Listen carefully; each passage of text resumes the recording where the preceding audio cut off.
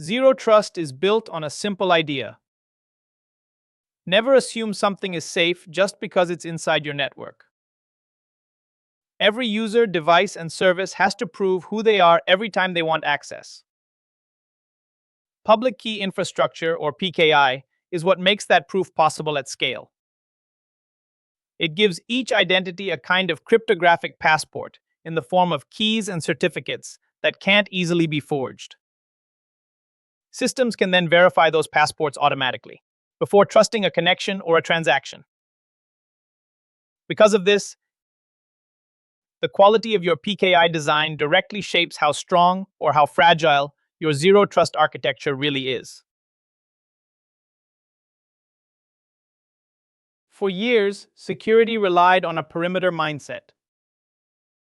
Build a hard wall around the network, keep the bad actors out, and assume everything inside is safe. That model breaks down once you add cloud services, remote work, mobile devices, and partners connecting from everywhere. There is no single inside anymore. In today's world, trust has to move close to each user, device, and application. Access is checked repeatedly, based on identity, context, and the sensitivity of the resource, not just where the connection originates. Think of many small controlled zones instead of one big protected castle. PKE becomes critical here because it gives us cryptographic identities for people, services, and machines. So we can enforce these microperimeters reliably at internet scale. Zero trust starts from an uncomfortable assumption. The network is already hostile. Instead of granting broad, long-lived trust, we constantly reprove identity, context, and intent. The first principle is verify explicitly. Every request is checked using as many signals as we can. Who the user is, which device they're on, where they are, and what they're trying to do. Authentication and authorization become continuous, not one-time events. The second principle is least privilege. Even when something is verified, it only gets the minimum access it needs, often only for a short time. That way, when something goes wrong, the blast radius stays small. The third principle is assume breach. We design as if an attacker is already inside. That pushes us towards strong segmentation, encryption, and rich logging, so we can detect and contain problems quickly. PKE fits into this model by giving us strong, cryptographic identities for users, services, and devices. So these three principles can actually be enforced in real systems. In modern networks, we no longer trust someone just because they're inside a corporate perimeter. Trust follows identity, and identity is built from many context signals working together. Think of every access request as a question. Given what I know right now, should I trust this? The system doesn't just look at who the user claims to be. It also considers where they are, what time it is, how healthy their device is, and what recent behavior suggests about their risk. All these signals feed a policy engine that applies your rules. When to allow access, when to deny, and when to ask for something stronger, like a second factor or a client certificate. Crucially, this trust level is not permanent. It's recalculated continuously. So if context changes, the decision can change too. PKE supports this by providing strong cryptographic identities for users, devices, and services that these policy engines can reliably evaluate as part of that ongoing trust decision. PKE acts as the identity fabric that everything else in your digital environment plugs into. First, it creates a strong binding between an identity and a cryptographic key. A certificate is essentially a signed statement that says, this specific public key belongs to this specific user, device, service, or workload. If you trust that statement, you can trust who you're talking to. Second, PKI adds an authority layer. Certificate authorities act as anchors of trust. Because your systems are pre-configured to trust certain CAs, they can automatically decide which identities to accept. and which to reject at massive scale. Finally, PKI has reach. The same model works across data centers, clouds, SaaS, mobile, IoT, and containers. That consistency lets organizations build a single, interoperable way to prove and verify identity everywhere, instead of reinventing trust for each new platform or technology. You can think of a digital certificate as a cryptographic passport. It carries three essential layers of information. First, identity attributes, who this passport belongs to. For servers, that might be a host name. For people, it could be user or device details. This is what systems read to decide, which entity am I talking to?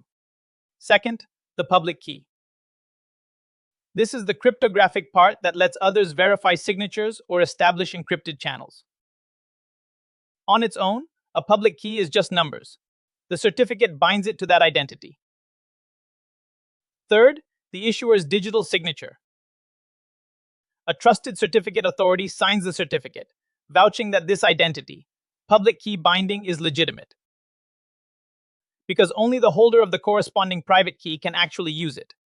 Attackers can't simply copy the passport and impersonate you. Machines can automatically validate these passports end-to-end without humans in the loop, using standard X509 rules. That's how browsers, APIs, and devices establish trust at internet scale.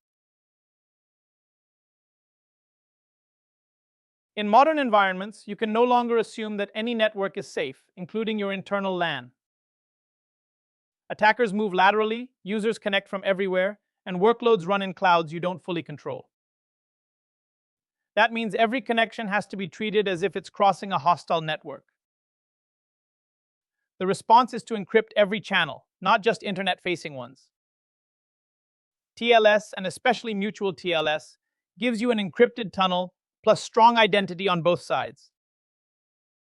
Instead of trusting an IP range or a VLAN, you trust a cryptographic identity, a certificate issued by your PKI. This is a fundamental zero-trust shift. Access is granted because a device, service, or user can prove who they are with keys and certificates, not because they happen to be inside the network. PKE becomes the engine that turns insecure networks into secure, authenticated tunnels between known identities. In a zero-trust world, identity is not just about people logging in with credentials. Every major element in your environment now needs a strong identity. Users, their laptops and phones, back-end services, APIs, containers, and cloud workloads.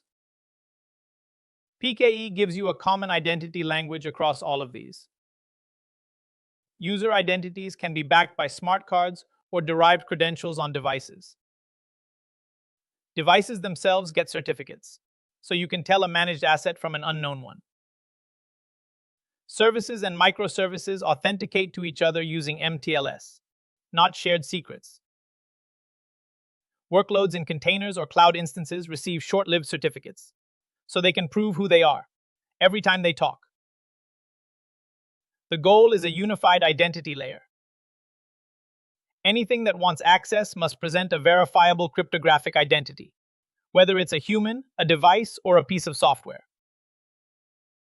This is the foundation PKI provides for modern zero-trust architectures. In traditional security, trust is basically a one-time decision. You log in, you pass authentication, and the system assumes you're good for a long period of time. If your device gets infected or your account is stolen 5 minutes later, that old decision still stands. Zero trust turns this upside down. Trust becomes a series of short, repeated decisions over time. Credentials, tokens, and certificates are deliberately short-lived. They're only valid for minutes or hours, not months or years. Each renewal is a checkpoint, where the system rechecks who you are, the health of your device, your location, and other risk signals.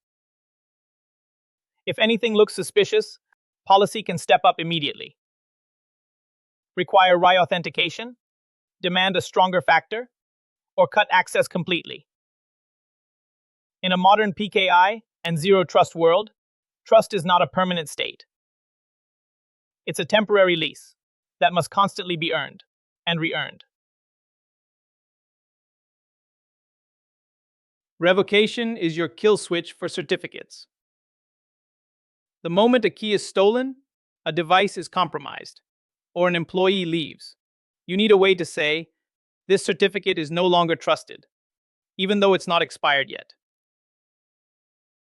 PKE does this through revocation mechanisms like CRLs and OCSP, which let relying systems check whether a certificate is still valid. In a modern environment, that check must be fast and automatic. You don't want humans filing tickets. You want your identity and security tools to trigger revocation as soon as risky events occur. For sensitive systems, policy should demand real-time validation.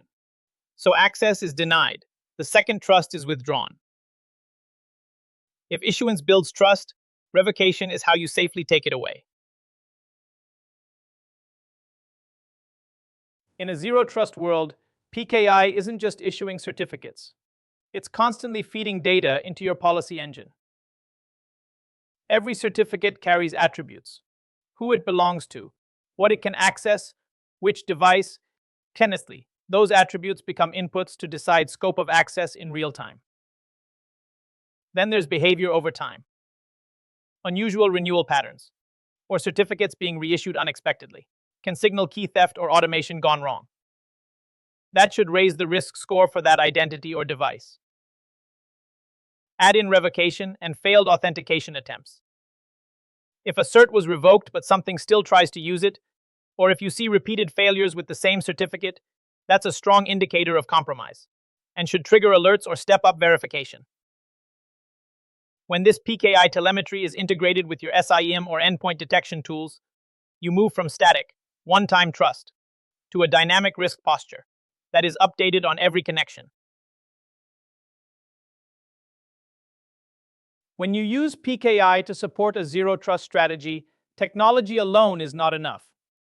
Governance determines whether your design actually works at scale. First, there has to be clear ownership. Someone in the organization must treat PKI as a core security platform with accountability for its reliability, budget, and roadmap.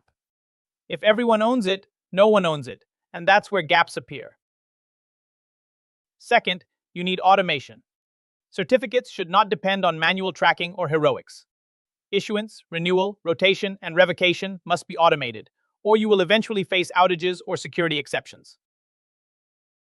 Third, align everything with standards. That means using recognized cryptographic profiles, baseline requirements, and cloud or regulatory guidance, so your PKI can interoperate and pass audits instead of becoming a custom one-off. Finally, enforce policy. Define which identities get which certificates, how long they're valid, what they can be used for, and who can approve exceptions. Then monitor and log against those rules. When these governance pillars are strong, your zero-trust strategy has a stable foundation. When they're weak, even a technically solid PKI will struggle to deliver reliable trust. By this point, you've seen how powerful PKI can be. Now, the main risk is not technical failure, but legacy habits that quietly undermine everything you've built. The first trap is long-lived certificates. They feel convenient, but they lock in risk. Keys stay valid long after they should have been rotated, which gives attackers a huge window of opportunity and makes incident response painful. The second trap is the set and forget mentality. PKE is a living system. If you treat it like a one-time project, you accumulate brittle configurations and stale policies, and nobody notices until something critical expires. That creates operational drag and business outages.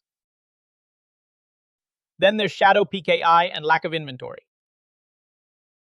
Teams spin up their own CAs or buy certificates directly, outside governance. Over time, no one has a complete view of what exists, who owns it, or when it expires. At that point, you can't reliably assert trust anymore. Modern PKI strategy is about avoiding these icebergs. Embrace shorter lifetimes, automated renewal, centralized visibility, and clear ownership. So the success you see on the surface is backed by real, sustainable trust underneath. You've also seen what good PKI looks like. The challenge now is getting from where you are today to that target state without breaking the business. Think of modernization as a phased execution path. First, assess. You need a clear view of your current PKI maturity and technical debt. Which keys are still in use? Where keys live? Which certificates are business critical? And where the biggest risks and outages are likely to come from. Next, go after quick wins. Shorten excessive certificate lifetimes. Turn on automated issuance and renewal, where it's low risk, and clean up obviously unsafe practices, like shared private keys or unmonitored shadow CAs. These moves both reduce risk and prove value fast. Then, expand. Once the machinery works reliably, extend strong certificate-based identity to more workloads. Internal services, APIs, user devices, and infrastructure platforms like Kubernetes and cloud gateways. Finally, integrate. Feed PKI signals like certificate issuance, usage, and anomalies into your zero trust and security analytics stack, so identity assurance becomes a real-time input to access decisions and threat detection. The key is deliberate sequencing. Understand, stabilize, scale, and then deeply connect PKI into your broader security architecture. As you think about applying PKI in your own organization, focus on 3 practical questions. First, which trust problems actually matter for your business? Is it securing customer transactions, protecting APIs between services, or proving device and user identity at scale? Second, do you have a clear strategy for managing private keys end-to-end, including where they live, who can access them, and how they are rotated and retired? And third, how does PKI plug into your broader zero trust roadmap so that certificates and strong identities are consistently enforced across cloud, on-prem, and edge environments? If you can answer those 3 questions confidently, you're not just using PKI. You're turning it into a strategic enabler for secure digital transformation.